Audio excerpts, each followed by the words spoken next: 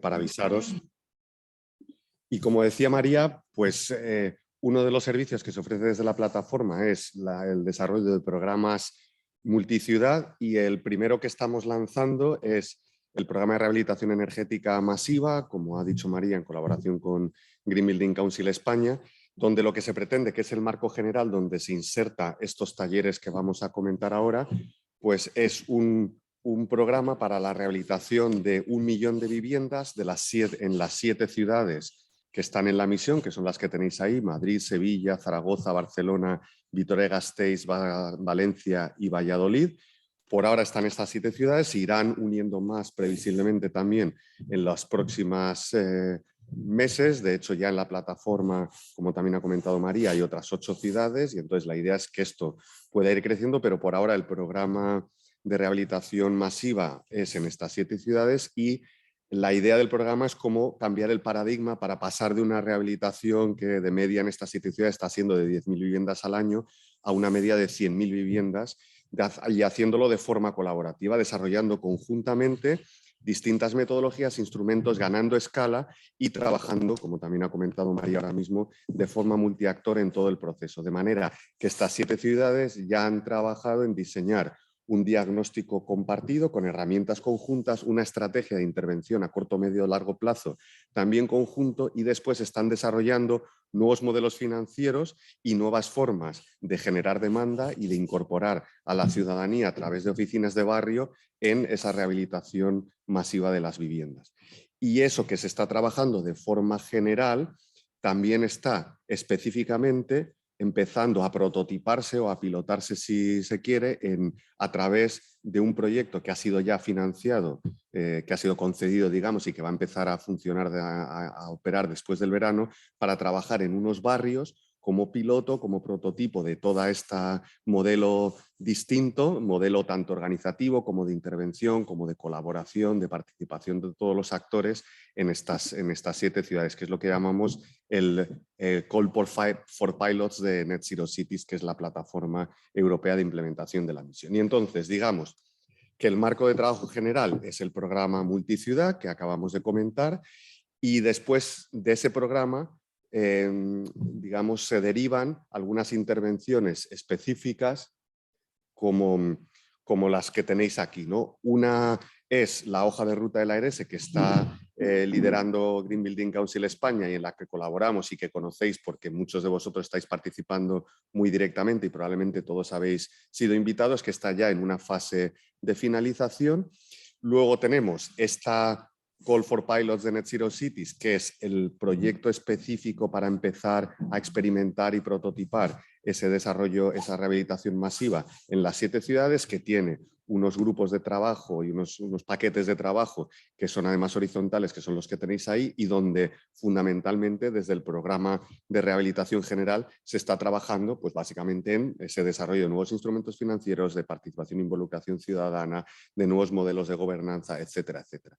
Y luego, por último, de este programa de rehabilitación masiva también se deriva el trabajo específico que empezamos hoy, que es un trabajo para desarrollar de aquí a final de año una hoja de ruta para la descarbonización del sector de la construcción, con una visión un poco más amplia que la rehabilitación, porque sería básicamente resumido, y ahora Dolores lo va a comentar muchísimo, de forma muchísimo más precisa y mucho mejor que yo, pero cómo en el fondo descarbonizar los materiales que se utilizan en el sector de la construcción, teniendo en cuenta todo el ciclo de vida. Y para eso se van a desarrollar, como tenéis aquí, una serie de sesiones de trabajo. En particular están planificadas unas antes de final de junio, que ahora comentará Dolores con detalle, para diseñar con esas sesiones un primer borrador de hoja de ruta y después seguir contrastándolo con todos los actores. Y entonces os hemos invitado, y muchísimas gracias por participar en esta sesión, a todas las 64 personas que por ahora estáis aquí, precisamente para que entre todos diseñemos y escribamos, construyamos esa hoja de ruta para conseguir aterrizar la descarbonización del sector de la construcción en España, teniendo en cuenta además que no partimos de cero, ni muchísimo menos, sino que ya hay un trabajo extenso, amplio, de muchos años que ha hecho sobre todo GBC España, y en particular a través de los programas que han desarrollado previamente y que luego nos contarán. Y todo este trabajo lo hacemos gracias también a la colaboración con Carbon Neutral Cities Alliance, y entonces aprovecho ya los últimos minutos para que Irene García, que está aquí, nos cuente un poco. Irene. Espera, no podía unmute. Gracias. Gracias María, gracias Julio, y gracias a todos por vuestra participación. Tal como María y Julio han dicho, soy Irene García, responsable del entorno construido en Carbon Neutral Cities Alliance. Para daros un poco de contexto, es una asociación de ciudades globales que se comprometieron a alcanzar la neutralidad carbono en 2050. Se ha avanzado ya a 2030, 2040 como muy tarde, y trabajamos fundamentalmente con los directores de las áreas de clima y de sostenibilidad, apoyándoles al desarrollo y la formulación de políticas. Y trabajamos fundamentalmente en las áreas o en las líneas de actividad que en ese momento identifican como prioritario. La reducción del carbono incorporado o carbono embebido, como me dijo en un día Raquel Díez, que se empieza a utilizar en España, pero que suena fatal, empezó a estar en la agenda en 2018, cuando algunos alcaldes y alcaldesas empezaron a preguntarse qué podían hacer las ciudades y qué se estaba haciendo. Así que analizamos, y de momento por aquella solo la ciudad de Oslo y de Zúrich tenían algún tipo de objetivo, pero más relacionado a la cantera de construcción per se, no tanto al edificio. Así que nos asociamos con OneClick LCA y con Architecture 2030 en Estados Unidos, y analizamos un poco en función de las competencias que tenían las ciudades en planificación urbana, en ordenanza, compra pública, edificios y gestión de residuos y circularidad, qué tipo de políticas se podían poner a cabo. Así que desarrollamos un marco político listando 52 políticas que se podían poner a cabo en las ciudades y para intentar fomentarlo. Claro, una cosa, como todos sabéis, es tener un marco político, y la otra es intentar desarrollarlo. Y ese fue el objetivo de este programa que lanzamos en 2021 con el apoyo de la Fundación Laudes, que tenía como objetivo poco ayudar a las ciudades a intentar identificar qué tipo de políticas podían llevar a cabo para avanzar más rápido en función de las competencias que tenían. Son 11 ciudades en Europa, de las que Valladolid es una de ellas. Y en paralelo hemos estado, como explicaba María, la gobernanza multinivel, también actuando a escala nacional y a escala europea. En la Unión Europea, sobre todo, intentando influenciar en la revisión del Energy Performance Building Directive y el Construction Product Regulation, para hacer entender a la Unión Europea el peso que tienen las ciudades en este ámbito, que ya están haciendo acciones y bastante ambiciosas y que también les repercute, para que se pongan a cabo las herramientas necesarias para permitir a las ciudades avanzar más rápido y más lejos. Y a escala nacional también hemos lanzado en aquellos países donde teníamos ciudades participando y donde había liderazgo y voluntad, también hemos lanzado capítulos nacionales en Finlandia, que también participa el Green Building Council de Finlandia, en Francia y en Escocia, y ahora España. Como comentamos el otro día con Julio y con María, se han alineado un poco los astros, porque el objetivo no era empezar a construir nada desde cero, sino unir fuerzas donde hubiera acción. Y en España, con la misión, con todas las ciudades que han sido seleccionadas, y además con la plataforma de Cities 2030 y la hoja de ruta que se está llevando a cabo,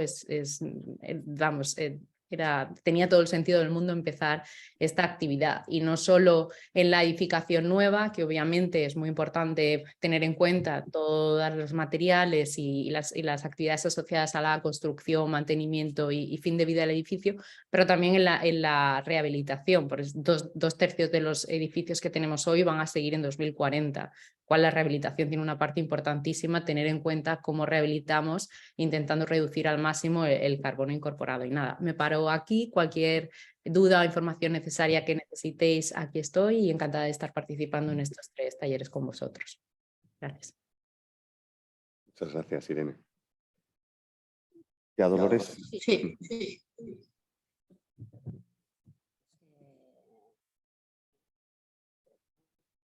Bueno, pues muchísimas gracias a Julio, a María, a Irene por invitarnos a esta pequeña aventura, o pequeña gran aventura, a compartir objetivos y a poner en marcha un nuevo instrumento para ayudar a las ciudades a cumplir estos objetivos de descarbonización tan ambiciosos y a ponernos del lado, a ponernos todos a remar del mismo lado para conseguir neutralidad climática en 2030. La primera pregunta que nos hacíamos es por qué, o sea, si queremos descarbonizar la edificación y el entorno construido, tenemos que entender muy bien dónde están las emisiones de nuestro sector y de todos los edificios, ¿no? Y ahí es donde surge este famoso esquema en sus múltiples variantes que analiza en detalle las emisiones que se producen previas a la construcción, durante el uso, el mantenimiento o la rehabilitación de los edificios, también en su fin de vida y aquellos beneficios más allá del fin de vida útil de los edificios que si conseguimos cerrar círculos y apoyar esa economía circular, recuperar materiales, esa suma de emisiones, de gasto de recursos energéticos, agua, etcétera, forman lo que supone el análisis de ciclo de vida y uno de sus indicadores máximos, la huella de CO2 de todo el ciclo de vida.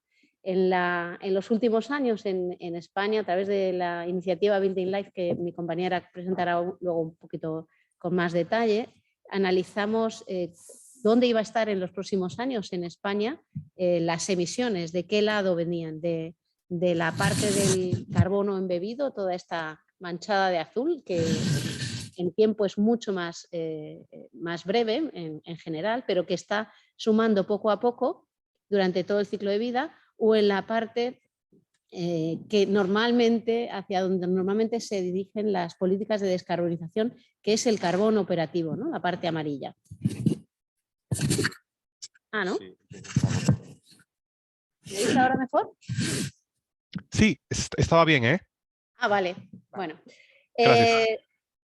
Digamos que sumando, haciendo el análisis de las emisiones operativas manchadas en amarillo y de las emisiones embebidas manchadas en azul, en estos dos gráficos, lo primero que llegábamos a la conclusión es que si no aumentamos la ambición, si no incluimos el carbono incorporado en el ciclo de vida, nos estamos dejando casi la mitad del carbono por el camino. Casi, es más, en los próximos años la nueva construcción, ante las grandes exigencias de eficiencia energética que son necesarias, de alguna manera dejar libre ese campo a las emisiones embebidas, no poniéndole un freno. Lo más probable es que siguieran creciendo, ¿no? Seguirían creciendo y con el tiempo se estancaran o empezaran a disminuir cuando los sectores de fabricantes, sobre todo, empezaran a alcanzar objetivos de descarbonización que se les espera a los grandes materiales de construcción, a los más contaminantes, que sean bastante tarde en el tiempo, porque digamos que sus escenarios o sus estrategias son a largo plazo. Con todo vimos que hay maneras, hay herramientas, hay criterios para cambiar la manera de construir, de mantener, de rehabilitar y sobre todo de también hacer ese fin de ciclo de vida útil y cerrar ciclos con una economía circular para hacer disminuir y acercarnos al cumplimiento. Digo acercarnos porque a día de hoy no hemos encontrado suficientes herramientas para llegar a cumplir al 100% la reducción o la neutralidad climática en 2050. Pero era otra cosa que era urgente y que era la otra razón, es que tenemos un presupuesto acotado de carbono para alcanzar la descarbonización. Las primeras barras incluyen el presupuesto de carbono que estaríamos consumiendo si descarbonizamos al ritmo que tenemos previsto a día de hoy, y es un ritmo que para muchos ya es elevado, ¿no? Sobre todo en ritmos de rehabilitación, etcétera. Y a la derecha de todo de la gráfica el presupuesto de carbono que deberíamos tener en un escenario de incremento de las temperaturas de 1,5 grados. Bien, con todas las medidas que fuimos capaces de implementar, de plantear, llegamos a un punto intermedio de mantenernos en el escenario de los 2 grados de incremento de temperatura. Pero nuestra conclusión es que no solamente hay que acelerar ahora mismo, que es el momento oportuno, sino que con el tiempo hay que seguir revisando e incrementando ritmos de ambición para conseguir ese escenario de 1,5 grados. ¿Para qué entonces una hoja de ruta para descarbonizar las ciudades teniendo en cuenta todas las emisiones de ciclo de vida? Primero, para ayudar a las ciudades a cumplir sus compromisos. Han firmado todas las ciudades misión y todas aquellas que quieran sumarse, aunque no sea oficialmente a la ciudad misión, tienen un compromiso que cumplir y no tienen aún a día de hoy todas las herramientas encima de la mesa necesarias. Segundo, encontrar sinergias con otras estrategias locales. La descarbonización incluye muchísimos aspectos y esta viene a sumarse a otras estrategias que sí ya están en marcha o que se están desarrollando. Y para identificar un ecosistema local de agentes que tienen que involucrarse necesariamente en cada ciudad para poner en marcha todo este movimiento. ¿Cómo lo vamos a hacer? En este proceso que anunciaba antes Julio, queremos que sea un proceso de co-creación, que es como la marca de la casa. Nosotros somos muy fans dentro de GBC también en estos procesos de co-creación. Así hicimos la hoja de ruta de Building Life y así hacemos prácticamente últimamente todos los trabajos. Con una participación que sea transversal, esperamos encontrar el máximo de perfiles de profesionales dentro de esta plataforma y ciudadanos, y construyendo sobre las mejores prácticas, que ya las hay, y apoyándonos en iniciativas nacionales e internacionales que ya están en marcha. Este es el proceso de talleres que comentaba antes Julio y que van a ser relativamente rápidos. Queremos hacer una actuación bastante rápida para tener encima de la mesa lo antes posible esos instrumentos y herramientas. Hoy es ese primer taller en que nuestro objetivo es presentar el proceso, conocer, como veréis a continuación, iniciativas que ya están en marcha y que están dando pasos muy ambiciosos en materia de descarbonización que van más allá del cumplimiento actual de las estrategias oficiales o de la normativa que tenemos encima de la mesa y sin duda, o sea, en suma, poner ese punto de partida para el resto del proceso. En el segundo taller, que tendrá lugar el 6 de junio, es el que tiene viene más cargado de contenido. Vamos a intentar analizar o llegar a desgranar cuáles son las medidas, las políticas clave que pueden poner en marcha esta descarbonización total en todo el ciclo de vida. Nos vamos a centrar, no vamos a abarcar toda la descarbonización en su conjunto, la parte de rehabilitación pura y dura de descarbonización del operativo, digamos, lo vamos a no dar por supuesto, pero sí a considerar que existen ya estrategias en marcha de rehabilitación y lo que veremos es cómo darles un impulso adicional y cómo engranarnos en esas estrategias, ¿no? Pues qué estrategias e instrumentos necesitamos, con qué recursos, con qué agentes y qué barreras nos estamos encontrando o nos vamos a encontrar. Por último, el taller 3 del planteamiento de la hoja de ruta, el 28 de junio, lo que haremos es plantear, no es que ya esté la hoja de ruta hecha el 28 de junio, ni mucho menos, pero sí que tendremos que conseguir en ese taller definir el alcance que queremos con la hoja de ruta, definir los marcos de actuación y los hitos que vamos a marcar para hacer un seguimiento, así como la conexión, como decía, con otras estrategias existentes. Con todo ello nos iremos el verano y el otoño estaremos en fase de redacción y esperamos tener el primer borrador para compartirlo a principios del otoño, en septiembre-octubre, y a partir de ahí divulgarlo y convencer a cada vez más ciudades a que se sumen a este reto aún más ambicioso. ¿Cómo participar? ¿Cómo os proponemos participar? Y esto es un primer paso. En primer lugar, contarnos.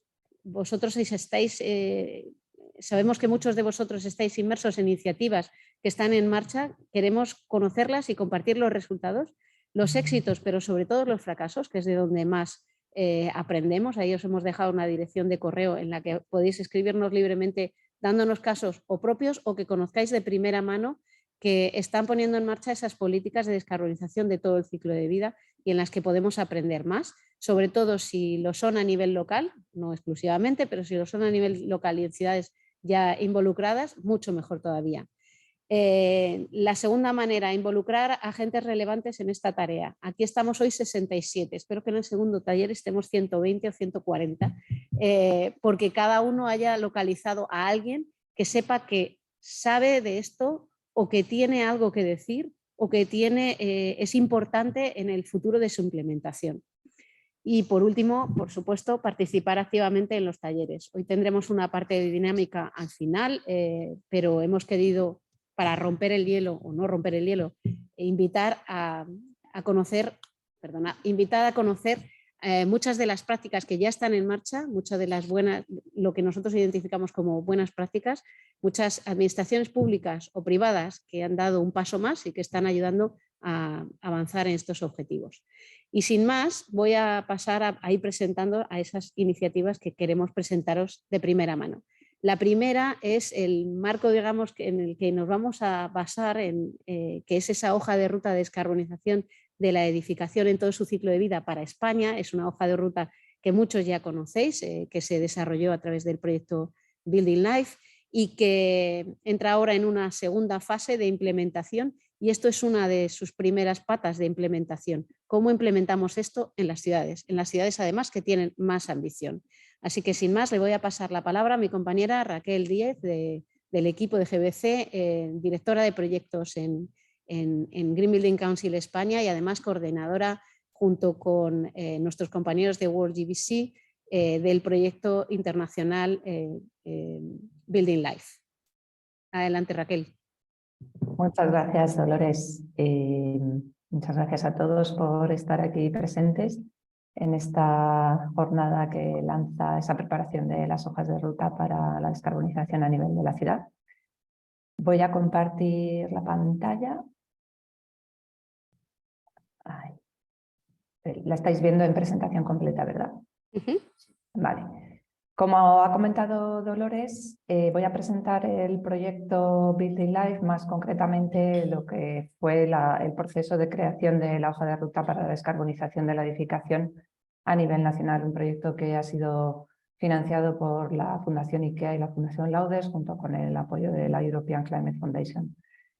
En este proyecto hemos participado en paralelo haciendo cada uno de estos 10 países su hoja de ruta correspondiente, y lo que pretende hacer este proyecto es acelerar la ambición del Green Deal de la Unión Europea en el sector de la edificación.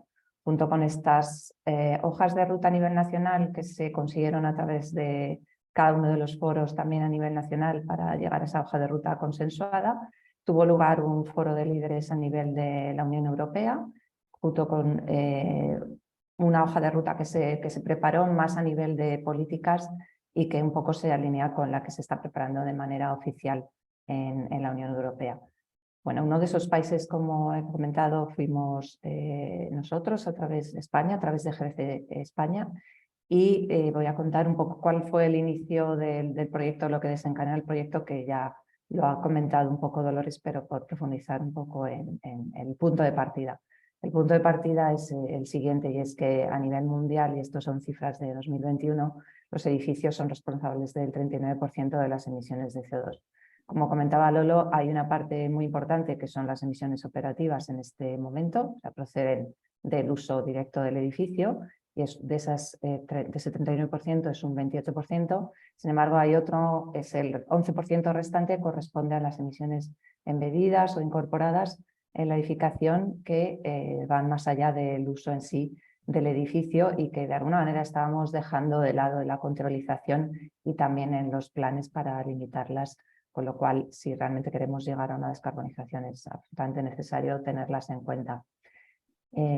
Con esto, punto de partida, teníamos esta misión crítica de llamada a la acción desde el proyecto Building Life en los 10 países y a nivel de la Unión Europea, de tal manera que se haga incidencia en que este Pacto Verde de la Unión Europea realmente es la única y la última oportunidad de construir una trayectoria de 1,5 grados. Ya diría que es de 2 grados, con lo cual más urgente aún la consideración de estas emisiones. Y para ello, como comentaba, todo el sector de la edificación debe hacer frente al impacto total en cuanto a las emisiones en el ciclo de vida completo, y no solo las emisiones a nivel de funcionamiento del edificio. De hecho, como sabemos bien, todo lo que es la reglamentación y lo que se ha limitado, incluso lo que se ha ido haciendo seguimiento, tiene que ver con el uso del edificio, el carbono operativo. Sin embargo, toda la parte del ciclo de vida restante, que va desde la producción, el diseño, durante el uso del edificio, su rehabilitación y mantenimiento, la construcción en sí, y luego finalmente el fin de vida, no se estaban teniendo en consideración o no se están teniendo en consideración. En algunos países esto ya sí que se empieza a limitar y a medir, pero en nuestro país de momento es algo que hemos lanzado con esta hoja de ruta, que se está empezando a andar, pero la realidad es que de momento no se limita ni somos realmente conscientes de lo que implica ese carbono embebido. Por lo tanto, es necesario considerar todo el ciclo de vida para hacer frente al reto de descarbonización que tenemos por delante y medirlo en términos de potencial de calentamiento global, como va a exigir la EPBD, esperemos, en su aprobación definitiva. Para que, más allá de las estadísticas que he puesto antes en cuanto a cómo estamos en la actualidad, lo cierto es que ahora mismo la construcción de un edificio con las exigencias actuales de limitación de las emisiones de funcionamiento o de las emisiones operativas, tenemos que el 50% de estas emisiones operativas, pues vamos, son el 50% de las emisiones totales del edificio. Y vemos cómo ya esto, con esas exigencias que han ido siendo cada vez más altas, hacen que el otro 50% realmente ahora mismo corresponda de manera global pues a lo que son las emisiones de embebidas, siendo un 30% de ellas a lo que son las primeras fases de construcción, materiales y demás, y el 20% restante a las fases de mantenimiento y luego de desmantelamiento del edificio. Con este punto de partida hemos visto cómo es la tendencia actual que tenemos, y es por eso mismo que decíamos que sí que se ha regulado mucho las emisiones operativas. Se ha ido viendo cómo ha habido una variación en cuanto al peso de las emisiones operativas y embebidas en lo que supone un edificio, y este diagrama lo refleja de manera muy clara, como incluso en las certificaciones que alcanzan una letra A en la actualidad, pues el carbono embebido llega a ser incluso un 80%. El foro Building Life, para entrar un poco a contar el proceso, tuvo lugar en 2021 con varias sesiones participativas, con ese espacio de co-creación que nos gusta tanto, como decía Dolores. Todas estas sesiones se realizaron, como decía, en 2021, y a estas sesiones también se sumaron interacciones más de 2 en 2 o bilaterales o con diferentes organizaciones para tratar temas muy concretos, lo que hicieron que fuera una hoja de ruta muy participada, ahora vamos a ver los números, y además muy variada en la composición de esos actores que participaron en esa hoja de ruta. De tal manera que tuvimos 468 personas que representaban a 247 entidades diferentes que en algún u otro momento han participado en aportar en lo que debería ser esa hoja de ruta. Y veis, sin entrar a describir todos los agentes, vais a tener la presentación si tenéis curiosidad de verlo con más detalle, pero veis un poco lo que supuso a nivel de variedad en cuanto a los agentes que intervinieron, que es lo que aporta también riqueza en la hoja de ruta. Los resultados y la hoja de ruta en sí, ha habido alguna cosa que ha avanzado ya Dolores, yo voy a profundizar un poquito, pero debido a que es corto el tiempo que tengo por delante para contarlo, os animo a que leáis la hoja de ruta, porque no voy a tener tiempo de contar ni las hipótesis ni las consideraciones que hemos tenido en cuenta, que sí que se detallan en los documentos que quedan enlazados en esta presentación. Entonces, a raíz del Foro Nacional, sacamos la hoja de ruta para la descarbonización de la edificación en todo su ciclo de vida, en febrero de 2022, que fue completada en diciembre de 2022 por un escenario adicional que contempla ese escenario Building Life que ha comentado Dolores, y que lo que hace es relatar esa cuenta atrás específicamente para el sector de la vivienda, que es con lo que contábamos con datos para poder realizar esa contabilización y esos cálculos hacia la descarbonización. Cuando os pasemos la presentación, estos dos documentos tienen su enlace correspondiente y podéis acceder a ellos. De manera resumida, la hoja de ruta lo que propone es activar 4 ámbitos de actuación. Uno de ellos es el marco estratégico con sus retos correspondientes. Otro de ellos es el marco operativo, también con 3 retos importantes a abordar. Otro de los retos que forman parte de estos 4 ámbitos es el marco financiero. Otro de los ámbitos, mejor dicho, es el marco financiero, de la misma manera con esos retos que podréis leer con más detalle.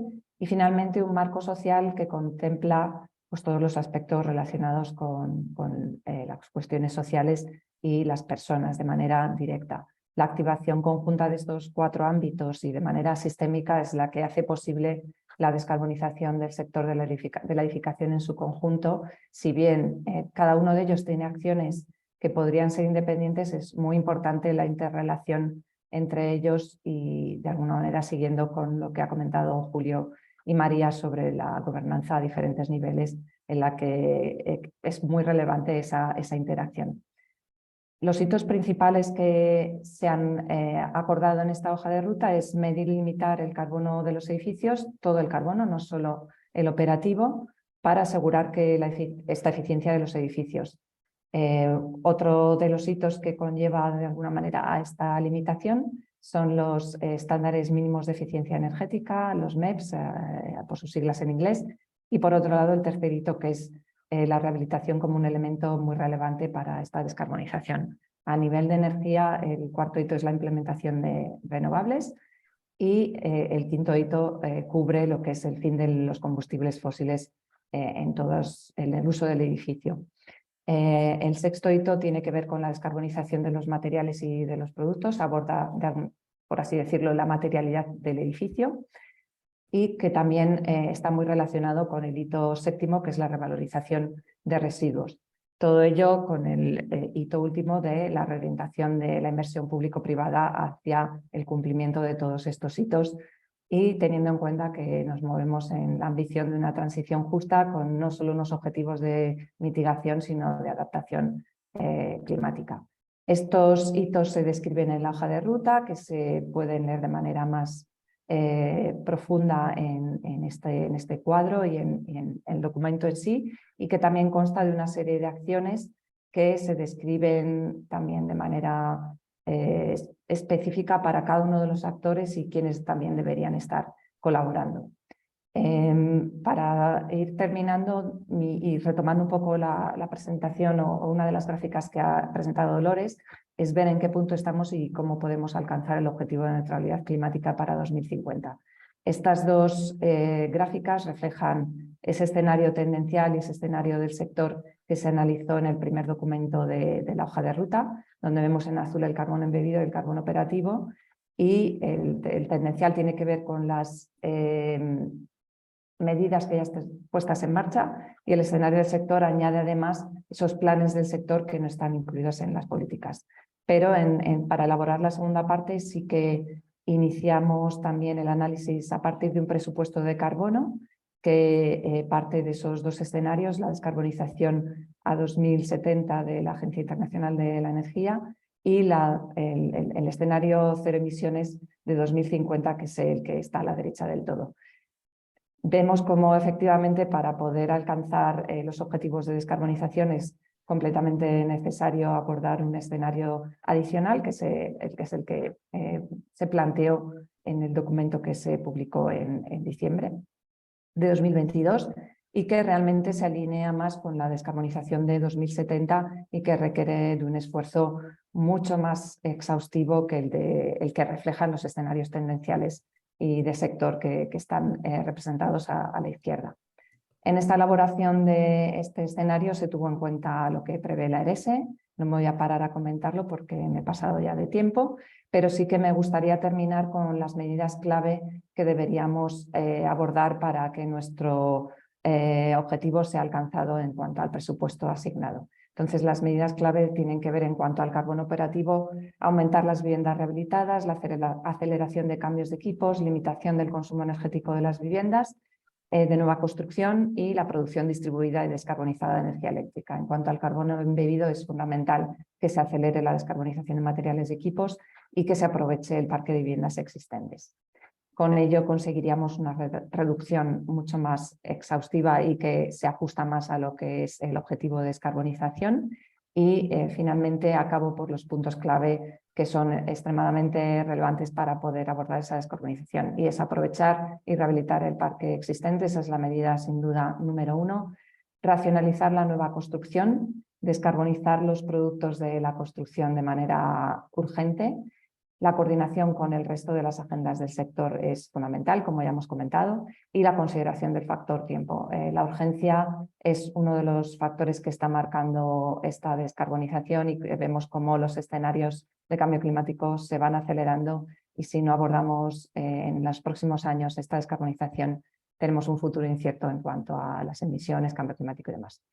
Muchas gracias.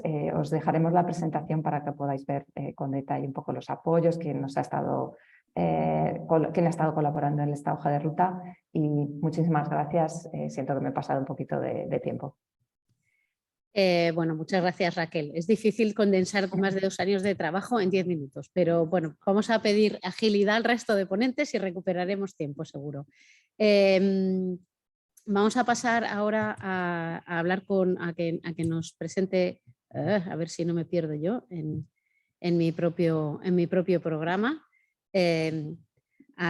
Sí, Jade Serra, que es vocal de AUS, la Asociación de Sostenibilidad y Arquitectura del Colegio Oficial de Arquitectos de Barcelona o de Cataluña, y cofundadora de Slow Studio, que nos va a hablar de qué pasos se están dando en otros países en Europa para poner en marcha políticas de descarbonización en todo el ciclo de vida. Jade, te voy a pedir el imposible. 10 minutos, ¿eh? A ver, yo creo que lo tengo. Gracias. Comparto pantalla. Vale, ¿lo veis bien? Sí. Ahora sí. Vale, pues nada, yo vengo a compartir, como decía Dolores, desde AUS. Hemos estado el último año, tenemos el grupo de trabajo de descarbonización. AUS lo formamos profesionales independientes en activo, que hacemos esta tarea de forma voluntaria por un tema de conciencia ecológica o compromiso climático. Entonces, lo primero que hicimos desde el grupo de trabajo de descarbonización es intentar entender qué escenario teníamos en Europa a nivel de regulación de carbono, regulación y limitación, de cara a hacer presión o cómo implementar esta regulación en nuestro país. En Europa tenemos en verde oscuro Francia, Países Bajos y Dinamarca con regulaciones y limitación de carbono en la construcción. Tenemos a Suecia con cómputo obligatorio sin limitaciones de momento, Finlandia con una regulación en fase de aprobación, que se espera que se apruebe a finales de este año, principios del próximo, que ya va a incluir cómputo y limitación de carbono. Y después tenemos a Inglaterra y Alemania, que están en fases incipientes de cómputo o iniciativas en distintas ciudades. Entonces, lo que hicimos es entender qué proceso habían seguido estos países para llevar a cabo una regulación de descarbonización, y encontramos un patrón común que se repetía en la mayoría de ellos, que empieza siempre con una fase experimental, que quiere decir empezar a contar emisiones. En el momento en que tú empiezas a contar emisiones, inicias como una revolución en el sector, ¿no? Activas ¿no? una conciencia en el sector, pero además experimentas con herramientas y vas hacia un cómputo o un establecimiento de una línea base de emisiones. Para hacer una fase experimental necesitamos 2 herramientas, que son los pasos 3 y 4, una base de datos de emisiones y una metodología de cómputo con un software. Claro, como una fase experimental no lo tienes, lo que suelen hacer los países es trabajar con bases de datos prestadas o en desarrollo por parte de institutos tecnológicos o universidades. Una vez se cierra esta fase experimental, tengo una línea base de emisiones, es cuando ya aparece normalmente el ministerio con esta regulación, y aquí sí que esta regulación viene ligada a una base de datos de materiales oficial, ya sea mediante EPDs o mediante datos genéricos, pero tienen que ser datos abiertos, y una metodología con un software también, ya sea abierto o recomendado. Y una vez tengo la regulación de cómputo, después ya se establece este calendario con un baseline, una línea base de emisiones a partir de la que no podemos construir, y limitaciones progresivas para llegar a 0 en 2050 o antes. Entonces, como tenemos poco tiempo, paso brevemente por dos países que son dos países muy diferentes a nivel de población y de superficie, pero que han llegado a tiempo a 2023, están en 2023 con regulaciones vigentes de limitación de carbono. Y bueno, con sus fases experimentales cerradas y normativas implementadas. Empezamos con un recorrido en Dinamarca a través de este patrón de descarbonización. Ellos empezaron con un proceso de 8 años, desde 2012, que tomaron prestado una certificación alemana, el de GNB. Era una fase voluntaria y aquí recopilaron unos 90 casos, pero paralelamente en 2020, bueno, paralelamente justo después en 2020, ya entró el Instituto Bild de la Universidad de Aalborg y ya hizo un proceso ya encargado por el Ministerio en el que estudiaron 60 casos. Estos 60 casos están documentados, se puede revisar en la web del Ministerio Instituto Bild, y aquí ya empezaron a establecer estas líneas base de emisiones medias en kilogramos de CO2 equivalente por metro cuadrado y año. Entonces, a partir de aquí ya entra el Ministerio en 2021 con la nueva regulación, la estrategia de construcción sostenible. Ellos tienen una estrategia como muy ambiciosa que cubre muchos ámbitos más allá del carbono.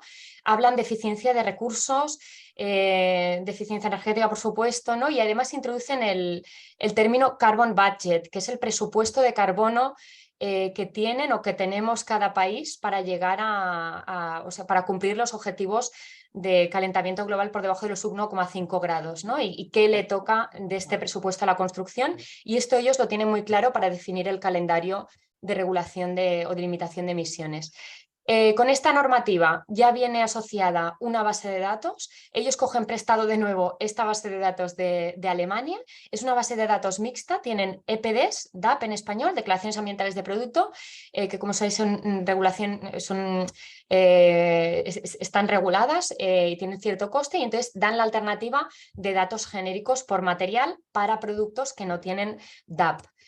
Y además esta regulación viene acompañada, hemos visto, con una base de datos y también con una metodología de análisis de ciclo de vida. Es una metodología extremadamente ambiciosa porque no solo cubre el carbono, sino que cubre 9 impactos del sector de la construcción, impactos sobre el medio ambiente, sobre las personas o el uso de combustibles fósiles, ¿no? Todo esto lo tienen que declarar.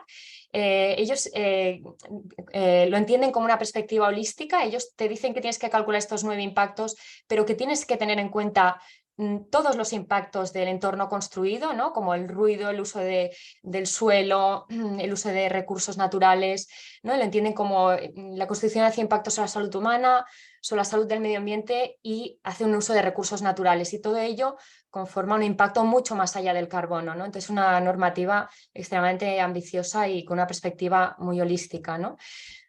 A nivel de software, ellos hacen un software de análisis de ciclo de vida oficial, recomendado, no es de uso obligatorio, pero es de código abierto y es el que se recomienda utilizar. Este software tiene en cuenta estos 9 impactos que están regulados. Y a nivel de calendario de limitaciones, ellos han establecido una media, un baseline de 600 kilogramos de CO2 por metro cuadrado. Entonces han dicho, bueno, hacemos un periodo de referencia de 50 años, nos sale a 12 kilogramos de CO2 equivalente por metro cuadrado y año. Entonces, a partir de ahora, a partir de 2023, todos los proyectos que superan 12 kilogramos de CO2 por metro cuadrado y año no tienen licencia de construcción. Hay un límite obligatorio y un límite voluntario. Y no solo eso, sino que cada 2 años están reduciendo este límite para llegar a final de esta década a reducciones del orden del 30 al 35% en el sector de la construcción a nivel de carbono. Vamos a ver Francia, que es un caso distinto, un país con mucha más población, menos ágil, con procesos mucho más largos, pero ellos, por suerte, empezaron este proceso mucho antes. Ellos llevan desde 2016 con una certificación voluntaria, que es energía positiva, carbono negativo. Tenían analizados o tenían cómputo de carbono de más de 1000 casos. Entonces esto les permitió pues ya lanzar una normativa en 2020 en la que ya contemplaban la obligatoriedad del cómputo de carbono en los edificios. Ellos utilizaron, esta normativa venía ligada, pues por supuesto, a esta base de datos y esta metodología. Vamos a ver esta base de datos. Ellos utilizan un método propio DAP, no se llaman DAP, ellos le llaman FDs. Las FDs hacen referencia a producto y utilizan también una cosa que les llaman PEP, que hacen referencia a el impacto de las instalaciones. Estas FDs son algo diferente a las DAP, porque hay FDs individuales, un fabricante puede generar una FD de su propio producto, FDs colectivas de una asociación de fabricantes de producto y también incluso FDs configurables, depende de la puesta en obra de un material. A nivel de metodología de ACV, destacar que de momento la están aplicando a ciertas tipologías de edificios, no están contemplando todo el parque construido. Introducen el término Dynamic Carbon, que para ellos se refieren al carbono biogénico almacenado en los materiales, que es el carbono que son capaces de almacenar los materiales durante su proceso de vida y que lo computan como carbono negativo junto con todo el tema de recuperación de materiales al final del ciclo de vida. A nivel de software, tienen un software de más o menos 12 programas validados por el CSTB. Siempre que hay una empresa que quiere lanzar un nuevo programa puede ir al CSTB y validarse. Hay software específico para cómputo de energía, software climático, software para cómputo de emisiones y hay software mixto. Y a nivel de limitación de emisiones, ellos tienen un calendario que parte de 640 kilogramos de CO2 equivalente por metro cuadrado, bastante similar a lo que están haciendo en Dinamarca, también con limitaciones cada 2 o 3 años y llegan a reducciones pues del orden del 35%, igual que veíamos en Dinamarca al final de esta década. Tan solo unas consideraciones finales. A nivel de escala temporal, vemos que son 2 países que han seguido escalas temporales muy distintas, pero que han llegado a tiempo, ¿no? Están a principios de esta década ya con regulaciones de limitación de carbono que les permiten llegar a unos objetivos muy correctos de limitación de emisiones a final de esta década, ¿no? Algo más cerca de estos objetivos establecidos en el Acuerdo de París de reducción de emisiones. A nivel de ACV, no hemos entrado en detalle porque no tenemos mucho tiempo, pero un poco en línea de lo que comentaba Dolores y Raquel, ¿no? Cómo esta fase de uso, este carbono operacional, queda casi siempre fuera de los ACV, ¿no? A nivel de carbono, todos contemplan A1, A3, que son toda la parte de producción de materiales, y todos también se centran en el fin de vida y capacidad de reutilización de los materiales, que es ahí donde volvemos a tener ahorro de carbono, ¿no? y tienen más lagunas en las fases de uso o es donde se saltan más partes de la CV. Tan solo un apunte en relación a Dinamarca, ellos no solo hablan de carbono por metro cuadrado, sino que hacen mucho hincapié en el carbono por cápita, porque es muy importante esta superficie del edificio, este diseño optimizado, ¿no? El impacto que tenemos por cápita y por metro cuadrado de edificio, ¿no?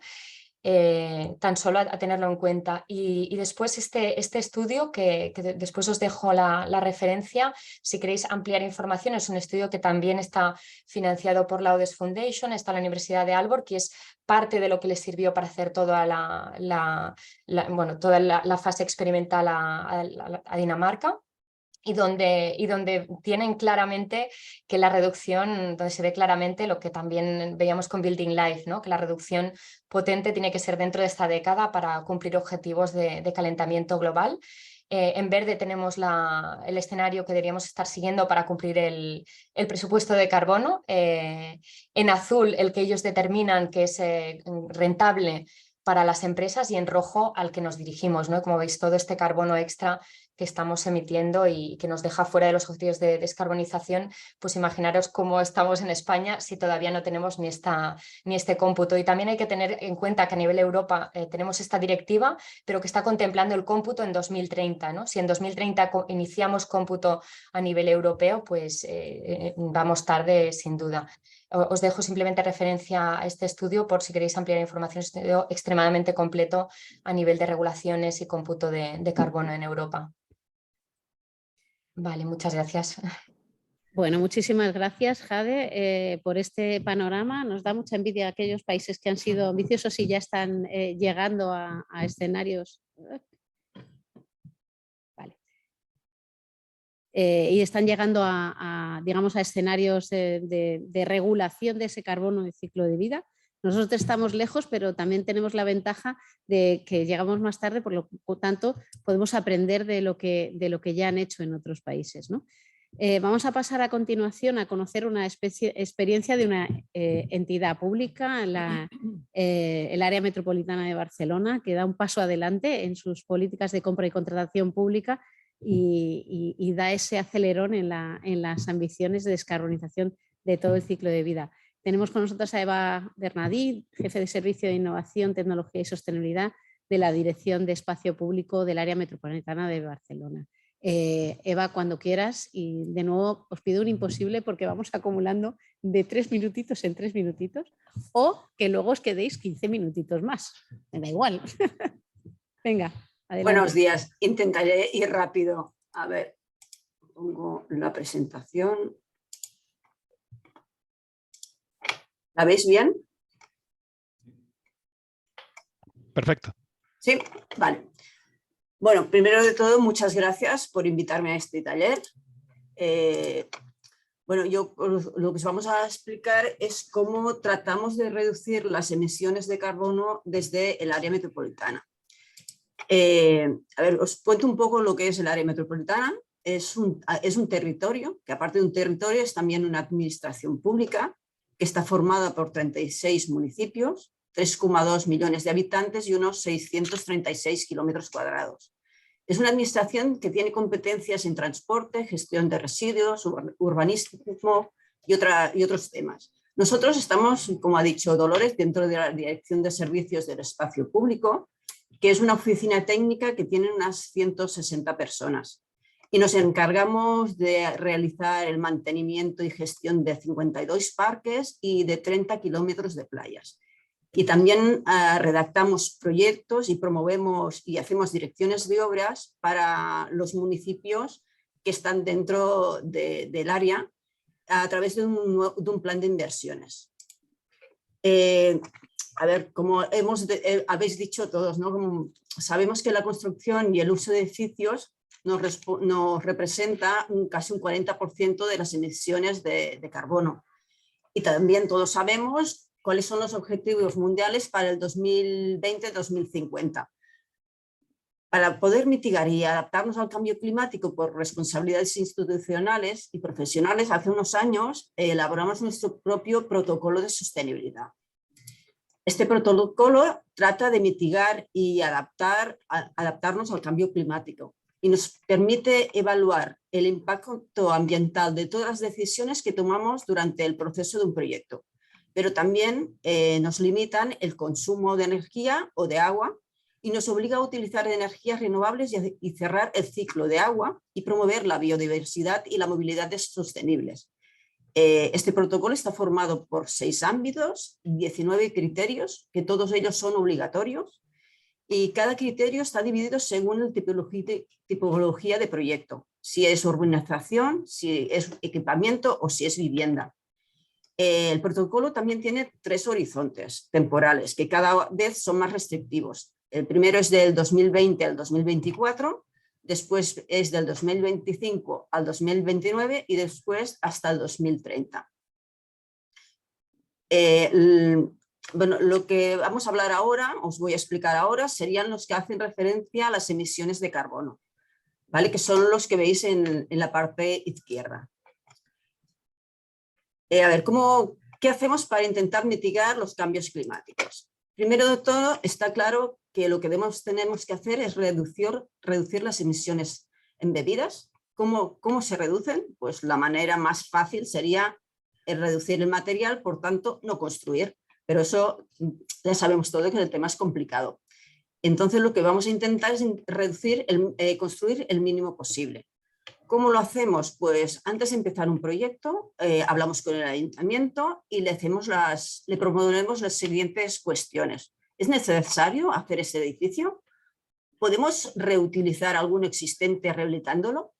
Si no se puede, si tiene que hacer un edificio nuevo, lo que vamos a hacer es analizar la posibilidad de hacer el edificio lo más pequeño posible. Mirar de si podemos hacer sinergias con otros edificios. Eso quiere decir que si hacemos, por ejemplo, un centro cívico que necesita 2 salas polivalentes y cerca hay un colegio que tiene una sala y no la utiliza ni los fines de semana ni por las tardes, pues mirar si podemos aprovechar esa sala y así poder hacer un edificio pues, más pequeño. Aparte de todo eso, pues una vez tenemos claro lo que tenemos que construir, lo que tenemos que hacer o lo que hemos intentado es limitar el CO2 embebido. O sea, hemos limitado los kilos de CO2 por metro cuadrado. Ahora os cuento un poco de cómo lo hicimos. Hicimos un análisis de diferentes tipologías de edificaciones que hacemos. Buscamos el ratio de CO2 por metro cuadrado de cada una de ellas, que serían los gráficos grises que veis aquí. Después, esto lo que pensamos intentar reducir. ¿Qué hicimos? En lo que era obra nueva, reducimos un 40% de estos ratios que nos dieron. En cuanto a urbanización, reducimos un 25%. Y cuando se trataba de rehabilitación en edificación, de esta reducción que hicimos, aún redujimos más, unos 53% más de lo que teníamos previsto, y en reurbanización reducimos casi un 80%. Y eso que nos dio fue unos ratios por metro cuadrado que son las limitaciones que nosotros ponemos a nuestros proyectos. Como podéis ver en la parte derecha, veis aquí unos proyectos que hemos realizado donde la barra verde son las cuantidades que nos han dado en el proyecto y las franjas naranjas son los límites o los horizontes temporales que tenemos nosotros dispuestos en nuestro protocolo. Y como podéis ver, casi siempre llegamos a lo que nos habíamos marcado.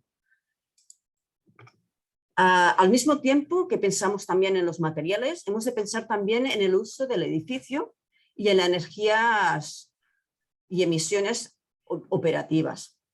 Para eso, lo que es muy importante es limitar la demanda. ¿Eso cómo lo hacemos? Pues intentando pensar en soluciones pasivas. O sea, como sería la buena orientación, el control solar, buenos aislamientos, ventilación. Y eso lo conseguimos intentando que desde el momento inicial de hacer un proyecto, hacer simulaciones energéticas para optimizar las soluciones pasivas. Para ello, hemos limitado la demanda en función del uso del edificio. Como podéis ver en la parte izquierda, tenéis la tabla y las limitaciones para el horizonte hasta el 2024. Y en la parte derecha veis unos ejemplos de uno de los edificios que hemos hecho con los horizontes que tenemos limitados en naranja en la izquierda. Después, aparte de reducir la demanda, que es el primer paso, el segundo paso sería limitar el consumo de la energía primaria. Eso lo que también hemos hecho es establecer unos diferentes límites en función del uso del edificio y de la zona climática. También podéis ver aquí en la derecha, las barras grises serían proyectos sin tener en cuenta el protocolo y lo verde es lo que hemos conseguido teniendo en cuenta en el protocolo. Por tanto, los límites que nos habíamos marcado casi los podríamos repensar. Para el uso de energías, o sea, está claro qué energía necesitamos. Entonces lo que hacemos es que la energía que necesitamos tiene que ser energía renovable. Y lo que nos hemos marcado es que en casos de urbanización obligamos la instalación de una potencia mínima o la ampliación de instalaciones próximas de edificios existentes. El protocolo obliga también a instalar energías renovables en todos los edificios. La potencia a instalar en edificios es un porcentaje adicional entre un 5 y un 20% del que requiere el código técnico, dependiendo de la demanda que tenga el edificio. Como podéis ver en la tabla de la derecha, cuanto más se reduzca la demanda, menos necesidad de suplir con renovables, por tanto, se penaliza la necesidad de energía. Y aquí, bueno, pues esta es mi intervención, ha sido lo más rápida posible. Y aquí os dejo el QR donde os podéis descargar el protocolo para que podáis ver todos los criterios que hay en él. Muchísimas gracias, Eva, por la concisión. He ido muy rápido. No, está perfecto. Vamos, a mí me ha parecido clarísimo, me ha parecido digamos, el movimiento se demuestra andando y esto es una ejemplificación de cómo las hojas de ruta que planteamos no son inviables, no son inimaginables, sino que bueno, hay alumnos de matrícula de honor que ya las están poniendo en marcha. Así que muchísimas gracias por compartir con todos el trabajo que estáis haciendo. A vosotros. Vamos a pasar ahora a otro alumno de matrícula, otra entidad pública también valiente que ha llevado sus ambiciones, bueno, en términos de que ahora está además siendo reconocida y premiada de manera nacional e internacional por esa concepción del territorio y de sus límites y plantear de por sí una política de vivienda pública en el territorio probablemente más tensionado de toda España, que son las Islas Baleares, una política de vivienda pública, insisto, no solamente ambiciosa en términos sociales, sino también en términos ambientales. Es un placer para mí compartir este momento con Carles Oliver y con David Mayol, arquitectos del Instituto Balear de la Vivienda, del IBAVI, y que nos cuenten ese modelo que yo creo que es pionero y muy ejemplarizante también. Adelante, Carles. Buenos días a todos, damas y caballeros. Es un placer estar con todos ustedes aquí en estas sesiones de Green Building. Gracias a Dolores por la invitación y a Ana por la coordinación. Si esto pasa... No me está pasando la imagen. No sé qué está pasando. ¿Qué está pasando aquí? A ver. Ahora ya lo tenemos, disculpa. Vamos allá. Os explicaremos el trabajo que está haciendo el IBAVI, que es el Instituto Balear de la Vivienda, que se dedica a la promoción de vivienda pública en el ámbito de las Islas Baleares. Todo el trabajo que les vamos a presentar hoy no se trata de una experiencia marginal o de 4 experimentos, se trata de cómo se han aplicado estos criterios ambientales para la construcción del parque de vivienda pública de las Islas Baleares, que teníamos un déficit importante, como apuntaba Dolores. En 2019 solo teníamos unas 1.700 viviendas en todas las Islas Baleares. Por tanto, el objetivo de esta legislatura era aumentar un 50% y la realidad es que se ha alcanzado un 72%. Por tanto, estamos hablando de más de 1.000 viviendas, que en el contexto de nuestras islas es un número importantísimo. Como pueden ver en esta gráfica en verde, es el momento en que se han construido más viviendas de alquiler de toda la democracia de las Islas Baleares.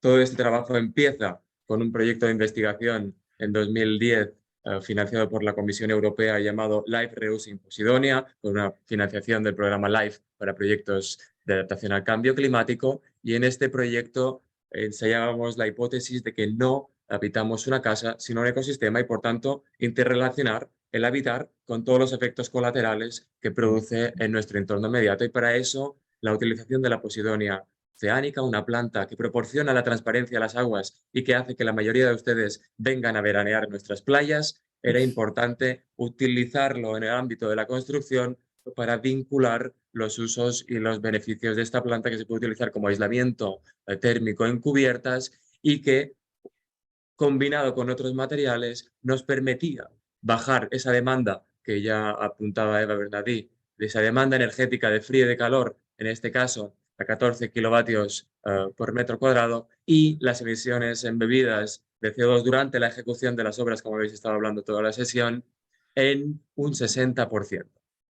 Obviamente todos estos criterios ambientales no tienen que ser obstáculo para una buena arquitectura, para una arquitectura integrada en el territorio, para desarrollar nuevas tipologías de vivienda adaptadas a las necesidades de los grupos sociales contemporáneos, y todo eso obviamente se tiene que monitorizar para tener datos verídicos para poder seguir trabajando, y todo ese trabajo ha sido reconocido por distintos medios, y entre ellos queremos destacar el Premio de Medio Ambiente de la Comisión Europea en 2021 como reconocimiento de que esta línea sí que está funcionando. Una de las conclusiones a las que llegamos es la importancia del lenguaje. Las personas vemos y pensamos a través del lenguaje, y por tanto, si en el planeta Tierra se hablan más de 7.000 lenguas, nosotros queremos trasladar esa necesidad de que se desarrollen más de 7.000 lenguas de decrecimiento cada una adaptada a su contexto y a su territorio específico. Por eso siempre hablamos de trabajar desde el mapa de recursos y el patrimonio local, ese patrimonio construido con los materiales previos a la revolución industrial. Estamos hablando de piedra, tierra, madera, posidonia o incluso demolición, recursos de demolición, todos ellos materiales que se pueden ejecutar con energías renovables o con poquísima cantidad de energías fósiles. Es importantísimo recordar que todo lo que estamos haciendo cumple escrupulosamente la normativa. Estamos utilizando materiales que no tienen marcado CE porque así lo establecen las distintas excepciones. Por tanto, gracias a todos estos casos específicos podemos utilizar todos estos materiales naturales y entonces, una vez tenemos claro que sí que estamos cumpliendo con la normativa vigente, la pregunta es cómo pasamos de esas 14 viviendas de Formentera a más de 1000 viviendas en estos 4 años de legislatura. Este cambio no habría sido posible sin el trabajo de Cris Ballester, ex gerente del IBAVI y actual directora general de vivienda, economista, que ha permitido ese cambio de paradigma dentro del IBAVI, estableciendo unos equipos de trabajo pluridisciplinares a todos los niveles y que ha permitido también cambiar el paradigma económico, recordando que desde 2014 las directivas de contratación europea no premian para la administración pública la oferta más barata, sino la más ventajosa. Y la más ventajosa es la económicamente más ventajosa a largo plazo, no solo a corto plazo. Por lo tanto, mediante ese cambio de paradigma económico, ambiental y social, empezamos a presentar los proyectos de hoy. Bueno, el primer material, como decía Carlos, que vamos a presentar es el marés, que es esta piedra arenisca local, que supone el 20% de, por ejemplo, Mallorca y que corresponde con las áreas inundadas hace 300.000 años. En Mallorca llegaron a haber más de 1000 canteras de este material. Este es un plano de 2010, perdón, de 2010 donde se ven que quedaban 20 y actualmente solo quedan 8. Entonces, creemos que este material está en una fase de extinción y que es importante mantenerlo porque forma parte de nuestro patrimonio cultural, no solo en edificios representativos, como podéis ver aquí en la Lonja de Palma, sino en la arquitectura tradicional y vernacular.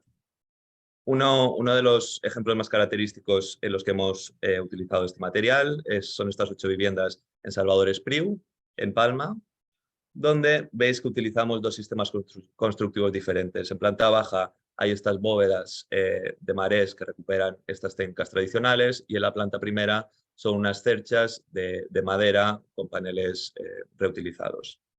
Aquí simplemente algunas imágenes del resultado final con estas bóvedas en planta baja y las cerchas de la planta primera. Estos son los patios de la parte de atrás. Y aquí podemos ver también la fase 2, que son 19 viviendas a la derecha, y el espacio público que está diseñado para reducir el efecto isla calor. En estos 2 proyectos, tanto la fase 1 como la fase 2, también utilizamos la posidonia que Carles estaba explicando, como aislante en la cubierta, que finalmente se cubre con unas tejas de cerámica local. Estamos trabajando en una línea de repetición y mejora continua. Por lo tanto, frente a intentar que cada proyecto sea nuevo, preferimos trabajar en refinar los proyectos y por eso el siguiente proyecto en Santa Eugenia sería la versión 2.0 de este proyecto anterior en Palma de Mallorca. Pueden ver que es un ámbito más rural, donde insertamos este edificio de 6 viviendas, donde se introducen no tanto estos materiales locales como los sistemas bioclimáticos que tengamos en cada proyecto en concreto. En este caso es importantísimo hablar de la repetición y la estandarización como sistema para poder optimizar estos proyectos y conseguir introducir estos materiales naturales que siempre son un poco más caros y que por tanto necesitas diseñar de otra manera para poder compensar los costes. En este caso, ¿no? Esta repetición de pilares todos iguales, esta estandarización, ¿no? Y esta capacidad de que el albañil no tenga que mirar ni los planos es lo que permite que sea más rápido, más barato, más fácil y más refinado y que nos entren los números. Por tanto, estos sistemas compositivos donde todo es según las características del material, aquí pueden ver las imágenes de las bóvedas, es lo que finalmente hace que sean factibles estos sistemas constructivos, como ven. Y en la primera planta otra vez las estructuras de madera, toda la madera del primer piso es madera reutilizada y siempre utilizando el software que tenemos a nuestra disposición para simular el funcionamiento. En este caso es la simulación de los vientos dominantes de verano que nos garantizan la ventilación cruzada y la repetición de distintos proyectos de piedra, tanto por la Administración Pública Balear como los privados que también están trabajando allí, es lo que está permitiendo que algunas canteras de Mallorca estén actualizando su maquinaria para que no desaparezca. Los proyectos que hemos enseñado ahora son diseñados directamente por el equipo del IBABI, pero vamos a presentar un par que son el resultado de unos concursos planteados por el IBABI y diseñados por equipos exteriores. Un par en Mallorca significa varios, no dos. Varios, sí. Un par pueden ser dos. Entonces, otro material de los que estamos potenciando es la cerámica, que es un material de bajo impacto ambiental y que preferiblemente está fabricado con energías renovables. Este es un proyecto en Ibiza, que son 24 viviendas que entregamos este año y que están diseñados por Sandra y Adrián en esta imagen. Es un edificio muy compacto, pero como veis tiene 4 invernaderos que en sección funcionan de esta manera, de manera que son como unos atrios que calientan las viviendas en invierno y las refrescan en verano a través de la ventilación cruzada.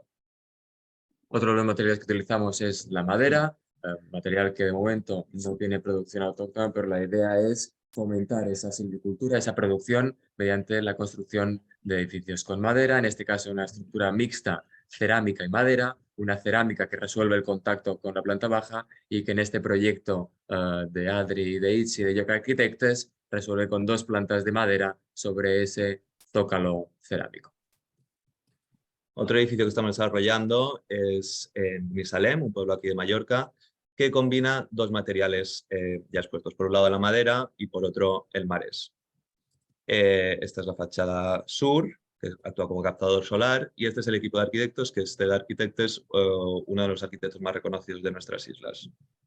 Como veis en esta planta tiene un núcleo de estructura de madera con unas galerías al lado y lado de marés. Esto resuelve dos problemas. Por una parte, la falta de inercia térmica de un material como es la madera y por otra, la integración paisajística del edificio en su entorno más inmediato. Estos son algunos renders.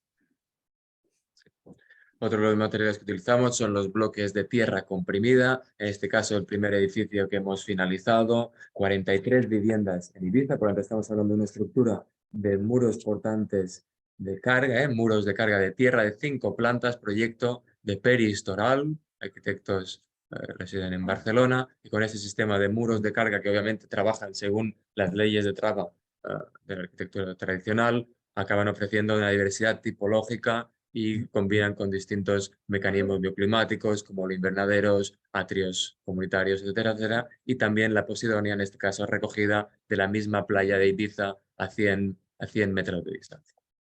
Otra forma de utilizar la tierra es mediante muros de tierra compactada, que hemos utilizado en este proyecto en Palma, en la Ribera, diseñado por Àngels y Josep, y que posiblemente lo más característico de este proyecto es que hemos reutilizado la tierra excavada de otro proyecto del IBABI para construir estos muros estructurales. Entonces, implementamos esta idea un poco de circularidad dentro de nuestros propios edificios. Estas son algunas imágenes de la obra y del resultado final. Esos sistemas constructivos, ¿no? Todos estos sistemas bioclimáticos se aplican también en proyectos de alojamientos dotacionales, que son unidades más pequeñas con espacios compartidos, como este proyecto de 35 alojamientos en Es Castell, proyecto de Moix, de Izaskun y de Oriol, y que con el sistema de patios comunitarios o de estas terrazas individuales en cada uno de estos alojamientos también consiguen bajar la demanda y garantizar el confort en cada una de estas unidades. Y bueno, hay un proyecto de minería urbana que estamos desarrollando ahora mismo y que nos explica un poco esta idea de que las ciudades son las futuras canteras del siglo XXI. Este es el edificio existente del solar previo y este es el proyecto diseñado por AK Architects. En este caso hay que indicar que se trata de una edificación que estaba fuera de ordenación, que por tanto era obligatoria su demolición. Por lo tanto, se trata de ver qué haces con esos recursos que tienes en la misma parte. Entonces, en este proyecto reutilizamos 1000 toneladas de material existente del edificio previo para crear estos bloques de hormigón ciclópeo que una vez apilados, bueno, esta es una foto de hace un par de semanas, va a conformar este edificio. Y terminamos ya con el último edificio, no se preocupen, sabéis que nos alargamos, pero ya estamos. Es el último proyecto de minería urbana en Formentera, equipo de estos jovencísimos Taller 11 que ganaron el concurso de ideas con este sistema de muros de 70 centímetros para garantizar esa inercia para sobrevivir a las olas de calor de verano con sus espacios comunes. Entonces, esos son algunos de los ejemplos que hemos seleccionado hoy entre los distintos proyectos que pueden visitar en la página web del IBADI. Os podéis descargar los proyectos ejecutivos en plataforma de contratación del Estado o también los podéis visitar en esta publicación que ha salido recientemente. Y ahora, para terminar, me interesa mucho insistir que estamos en el momento en que se están redactando las normativas tanto nacionales como europeas de descarbonización. Y por tanto, creo que vale la pena recordar que frente a ese objetivo del 2030 de reducción de 40% de emisiones global que tenemos Europa, que se están planteando incluso ampliarlo al 55%, nosotros ya lo estamos cumpliendo. Por lo tanto, sí que es posible descarbonizar, ¿no?, la parte de edificación en un 40% y es necesario un cambio de modelo. Para que se hagan una idea, durante el confinamiento del COVID, redujimos un 20% las emisiones de CO2 a nivel mundial. Por lo tanto, significa que para alcanzar ese 40% tenemos que ser capaces de duplicar, ¿no?, las emisiones que se reducen, pero sin estar confinados. Así que les dejamos con esta pequeña anécdota para que se puedan plantear ese cambio de modelo con nosotros, del cual esperamos que esto pueda ser un ejemplo. Gracias a todos. Pues muchísimas gracias a Carles y a David. Es siempre un placer ver proyectos de arquitectura de presente y de futuro. Recuperar un lenguaje propio de lo que es la arquitectura descarbonizada y además que empiece a ser reconocida y premiada no solamente por sus méritos ambientales, sino por su calidad arquitectónica. Bueno, demuestra inteligencia todavía en este planeta. Vamos a pasar a la última buena práctica, al último proyecto. Por cierto, Carles y David, tenéis ahí unas cuantas dudas que contestar en el chat. Que nos va a presentar Celia Puertas. Ella es consultora de arquitectura y sostenibilidad de ARUP y nos va a presentar la iniciativa EU5, un proyecto que precisamente trataba de analizar cómo descarbonizar los materiales utilizando esos materiales de base biológica y ver hasta dónde podíamos llegar con esa descarbonización. Adelante, Celia, cuando quieras. Estamos en tiempo de descuento. Sí, muchas gracias, Dolores. Lo haré lo más rápido posible. Efectivamente, os voy a hacer un resumen de lo que del proyecto HCC-EU5. Este es un proyecto financiado por la Fundación Laudes y que ha liderado, que ha coordinado Climate Kick, y en el que se ha establecido un consorcio formado por todos estos socios a nivel transversal y a nivel local. Se enmarca dentro de la red Healthy and Clean Cities Network, en el que hay 15 ciudades europeas. Y el objetivo principal de este proyecto es promover la construcción con materiales de bajo carbono, circular y sostenible en nuestras ciudades. Se desarrolla en España e Italia y ha tenido una duración de 2 años, terminó en febrero de este año. El reto, pues, como se ha comentado en las presentaciones anteriores, tiene que ver con reducir el carbono embebido que a medida que la eficiencia energética de los edificios es mayor, irá teniendo un mayor peso en las emisiones derivadas de la edificación, de la construcción. Una de las primeras actividades que se lleva a cabo es identificar las barreras para la transformación del sector de la construcción hacia un modelo de bajo carbono. Los esfuerzos se centran sobre todo en el uso de biomateriales y muy especialmente en la madera, y se identifican barreras relacionadas pues, con a priori con el coste de soluciones alternativas a las habituales, cadenas de suministro, profesionalización en el sector, tanto a nivel de técnicos como de empresas constructoras, de bases de datos y, por ejemplo, de bases de datos de la administración, bases de datos de precios y a nivel de regulación. Y se trabaja en las palancas de cambio para intentar entender cuáles son las distintas capas que pueden ayudar a superar estas barreras.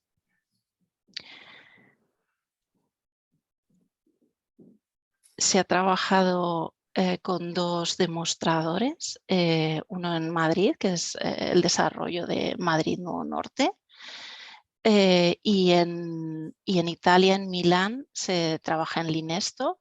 Es un desarrollo de viviendas en la ciudad de Milán, y se trabaja en toda la cadena de valor. Se mira no solo a la vida útil del edificio como tal, sino que se mira antes de ese inicio de la vida útil del edificio, trabajando, intentando entender cuáles son los retos desde la gestión forestal hasta el final de la vida y más allá en los siguientes ciclos de vida de producto. Y como resumen de algunos de los resultados que se han obtenido, pues se desarrolla un modelo para la toma de decisiones, que básicamente es una curva de reducción de costes de carbono embebido. Se analiza el coste de los distintos materiales y tecnologías y su relación con el carbono embebido. Se trabaja en contratación pública y privada con el ayuntamiento para fomentar la elaboración de un cuadro de precios que incluya materiales de bajo carbono incorporado. Se trabaja en modelos de pliego de licitación que incluyan exigencias de cálculo de huella de carbono y de reducción. Se participa en sandbox regulatorios con el ayuntamiento. Se desarrolla también un análisis aplicado al caso de Madrid Nuevo Norte. Se hace una estimación de cuál sería la demanda teórica de madera para construir estructuras y fachadas de madera de Madrid Nuevo Norte en lugar de construcción basada en acero y hormigón, y se hace un estudio del impacto socioeconómico en el sector forestal si se incrementara la demanda de madera para cubrir esta necesidad. En base a este estudio y dentro de otro proyecto, pero también vinculado a Madrid Nuevo Norte, se calcula la reducción de emisiones que supondría este cambio de modelo, que está por encima del 50%, así como el potencial de almacenaje de carbono durante la vida de los edificios, que estaría alineado con la futura regulación de la Unión Europea sobre compensación de carbono, que se prevé que contemple la posibilidad de contabilizar el almacenaje en materiales de construcción. Bueno, también se realizan análisis de mercado, se va a preguntar a empresas constructoras, a fabricantes, sobre las alternativas, tanto a nivel de producción de materiales como opciones de circularidad en el fin de vida. Y se elabora para la ciudad de Milán una herramienta de monitorización del impacto ambiental y circularidad de los materiales.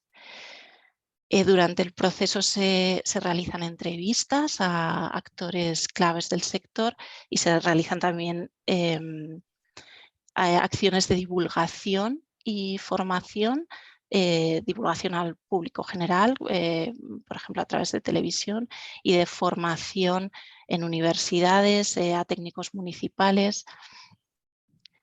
Y finalmente se desarrolla este manual que se puede consultar, es de libre acceso, de ciudades saludables y limpias para edificios circulares y de base biológica, que lo que intenta es hacer un resumen de toda la experiencia de una forma que sea aplicable a otras ciudades para establecer como una base o una hoja de ruta para todas aquellas ciudades que quieran recorrer este camino. Y finalmente, pues bueno, un poco como aprendizajes, pues durante todo el proceso vemos que es un reto de una gran complejidad y que para avanzar en la transformación de este sector es necesario pues, actuar a varios niveles, involucrar a distintos agentes a lo largo de toda la cadena de valor.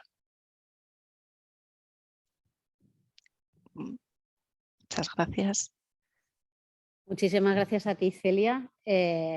Bueno, creo que nos hemos dado una idea de que no partimos de cero, que partimos de hechos y realidades, de proyectos ya en marcha y de administraciones valientes poniéndolas en la realidad, digamos.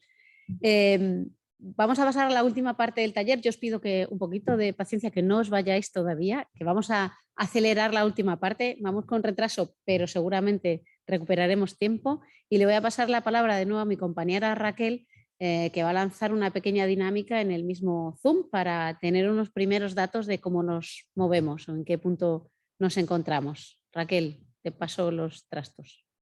Muchas gracias, Dolores. Desde luego muy inspiradoras todas las presentaciones y que muestran que es posible con ámbitos de actuación diferentes y con una coordinación excepcional y con una ambición política que es de fondo absolutamente necesaria. Vamos a lanzar, como decía Dolores, una dinámica de preguntas a través de Zoom para un poco sondear dónde está cada persona que estáis presentes aquí y analizar los datos de manera global en cuanto a estas estrategias o esta hoja de ruta para la descarbonización a nivel de la ciudad. Vamos a ir dejando un tiempito para cada una de las preguntas para que contestéis. Como se nos ha acumulado mucho retraso de tiempo, sí que lo que haremos es recopilar todas las preguntas y comentarlas en un mail donde os devolveremos un poco las conclusiones de estas preguntas, de esta dinámica. Así que sin tardar más, voy a pedirle a nuestra compañera Ana que lance la primera de las preguntas. Están orientadas a todos los que estáis participando en esta dinámica, por lo cual os pedimos que contestéis, aunque algunas puedan parecer que están más destinadas a municipios. Tenemos la primera de ellas, que es saber si tiene tu ciudad un PAES o PACES en marcha. Un PAES es un plan de acción de clima sostenible y energía sostenible, perdón, que me ha salido aquí una actualización, con 3 opciones claras, sí, no o no sabe, no contesta, tanto si no sabéis si no está ese plan o si no sabéis lo que es un PAES o un PACES.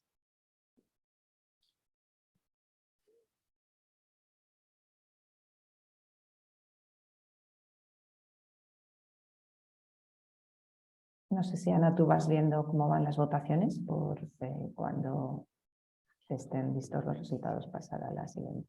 Por ahora van 30, 31 personas que han votado. Estupendo.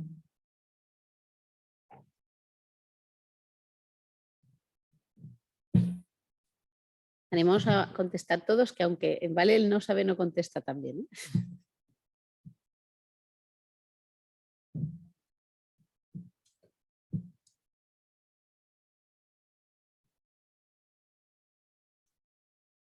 Ya van 37.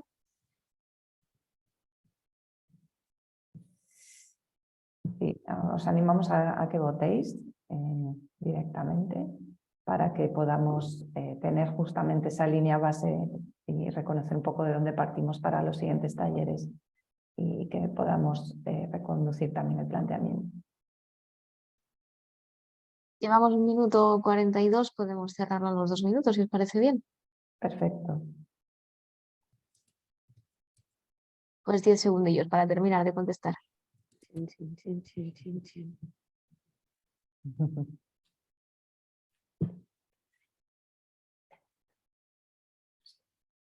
Listo.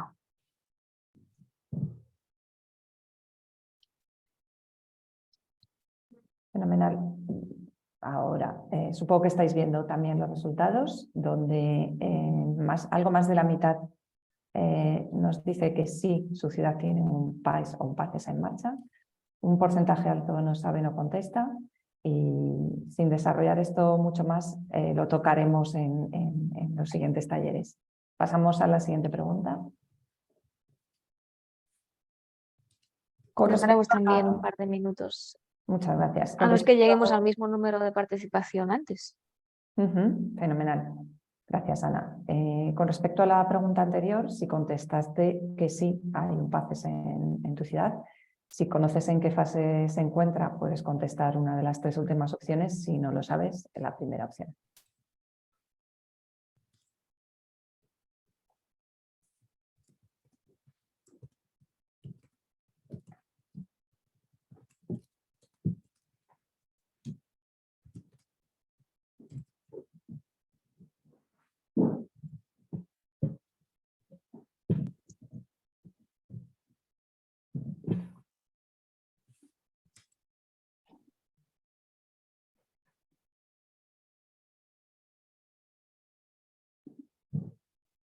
Ana, mira.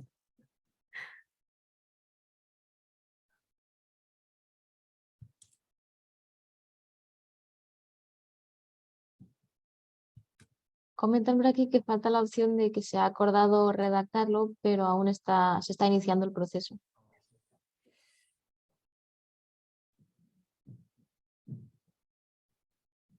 Vale, sí. Probablemente si queréis matizar alguna pregunta, alguna respuesta, nos podéis enviar o directamente en el siguiente taller podemos comentar sobre esto.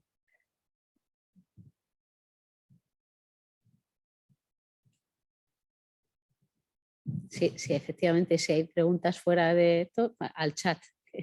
Las respuestas detalladas al chat. Vale, nos quedan ya solo 10 segundillos y hemos votado 34. Y cerramos ya.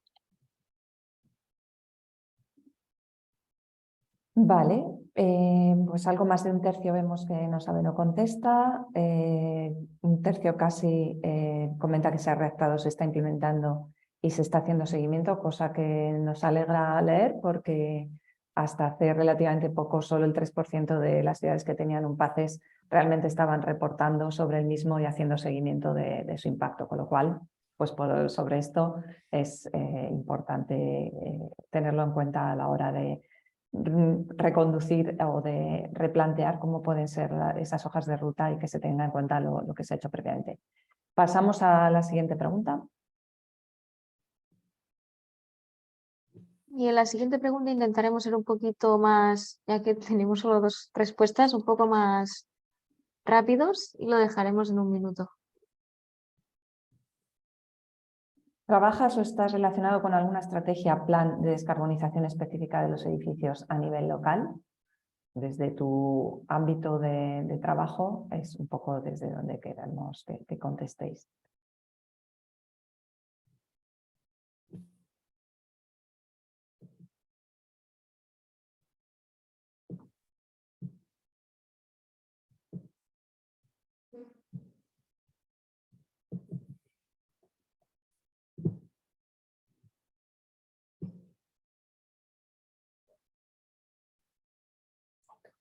Bueno, quedan los últimos 10 segundos para contestar y esta tiene más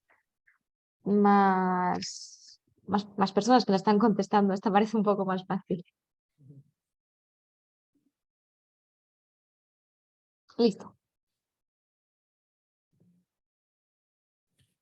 Bueno, vemos como más de la mitad estáis involucrados en un trabajo relacionado con una estrategia o plan de descarbonización a nivel local.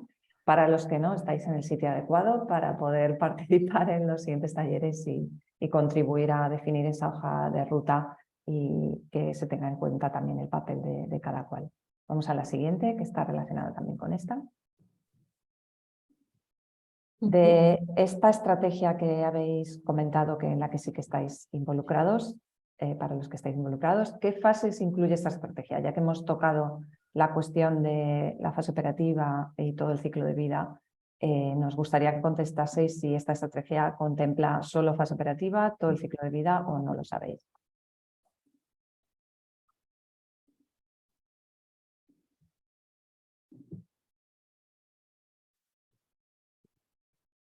Vamos a dejar también un minuto para agilizar y nos queda medio solo.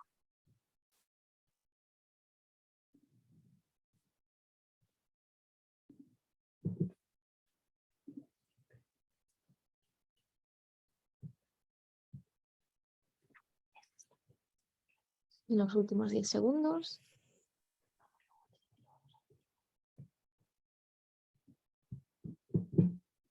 Y cerramos.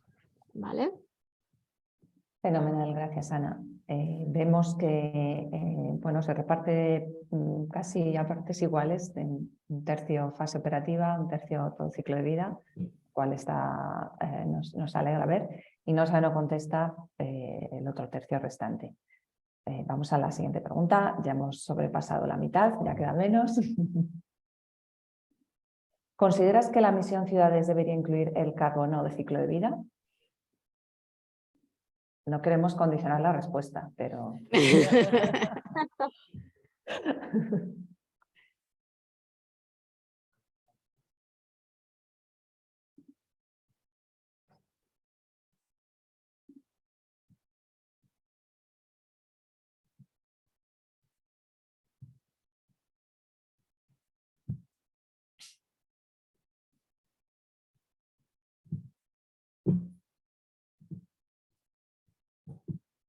Bueno, llevamos ya 38 participantes, que es casi lo que hemos conseguido de todas las anteriores preguntas. 39 y 10 segundos para el rezagado.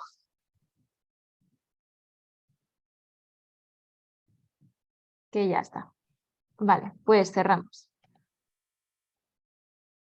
Bueno, pues muy bien. Esta respuesta es la que esperábamos. Muchas gracias. Y pondremos ahínco en que esto quede incluido en las hojas de ruta que vamos a redactar. Siguiente pregunta. Ya solo nos quedan 3, si no me equivoco.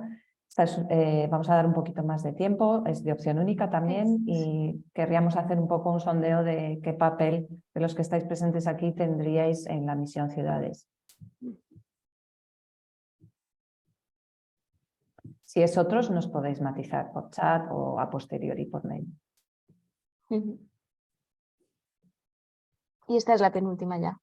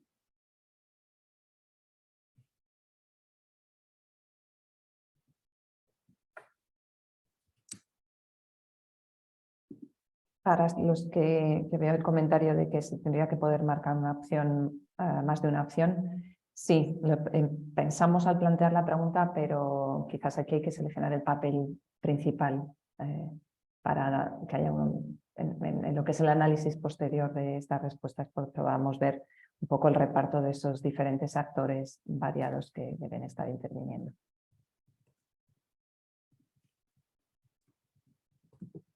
Y llevamos ya los 2 minutos, así que y lleva ya los participantes un tiempo estancados. Podemos cerrar ya esta también.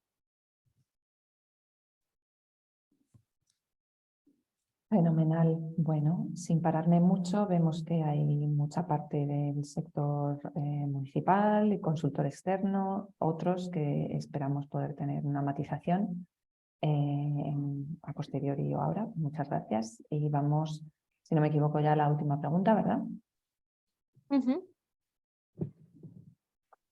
Y estas sí Aquí que se pueden que- seleccionar varias opciones.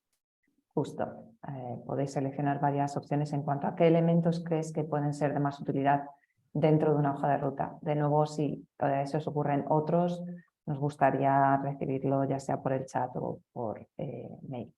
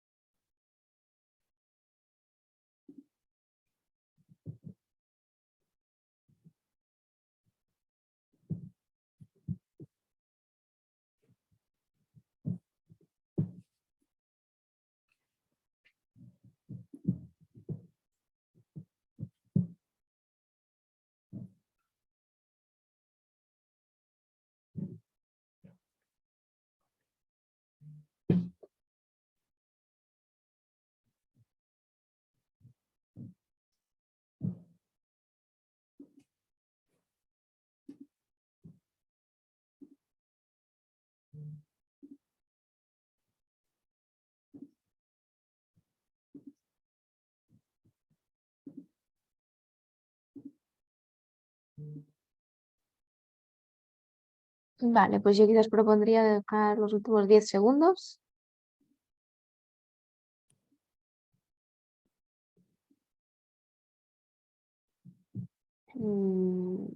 Y ya podemos cerrar esto también.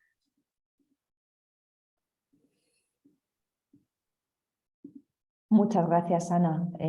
Aquí en estas respuestas vemos que las opciones propuestas están bastante aceptadas como elementos de utilidad o instrumentos de utilidad que se esperan obtener de esta hoja de ruta. Lo tendremos en cuenta también a la hora de plantear los siguientes talleres. Muchísimas gracias y damos por cerrada esta dinámica de la encuesta.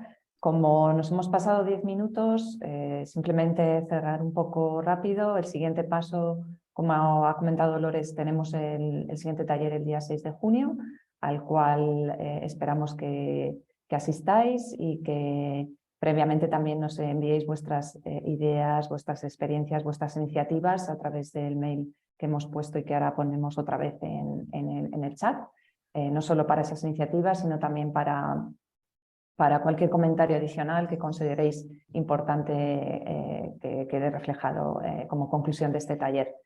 Nada más, muchísimas gracias por quedaros hasta el final, por votar, por participar activamente en esta encuesta y ese espíritu de participación activa esperemos que se prolongue en los siguientes talleres y que tengamos un muy buen resultado de todas estas sesiones. Muchísimas gracias a todos y a todas. Paso la palabra a Julio. Muchas gracias. Bueno, pues nada, después de lo que ha dicho Raquel, simplemente agradeceros la participación y recordaros, como ha dicho Raquel ahora mismo, que la siguiente sesión, y perdonad que antes puse mal la fecha, es el 6 de junio, como tenéis aquí, no el 9, como había puesto anteriormente, de 9:30 a 11. Y luego también que sepáis que dentro de la plataforma organizamos también unos desayunos periódicos y el siguiente será el 29 de mayo de 9 a 10 por si queréis asistir y también recordaros para los que no sepáis que el evento presencial principal de la plataforma durante el año es un curso de verano que es básicamente un encuentro donde estaremos las 150 o 200 personas que dentro de los ecosistemas multiactor de cada ciudad trabajamos en la implementación de la misión. Pues estaremos en este encuentro en Santander del 17 al 19 de julio de 2023 y para que podáis asistir quienes queráis, quienes hayáis venido a esta reunión, si os interesa, aunque no formáis parte de la plataforma, pues podéis escribirnos y os mandamos más información para que podáis participar ahí. Y con esto muchas gracias y estamos en contacto y nos vemos el próximo día 6. Muchas gracias también al grupo a todo el equipo de CITIES, al equipo de Green Building Council España, a Carbon Neutral Cities Alliance por la organización de la sesión y seguimos en contacto. Buen fin de semana. Muchas gracias. Muchas gracias a todos. Adiós. Muchas gracias a todos. Muchas gracias. Gracias. Adiós. Adiós. Adiós. Gracias. Adiós.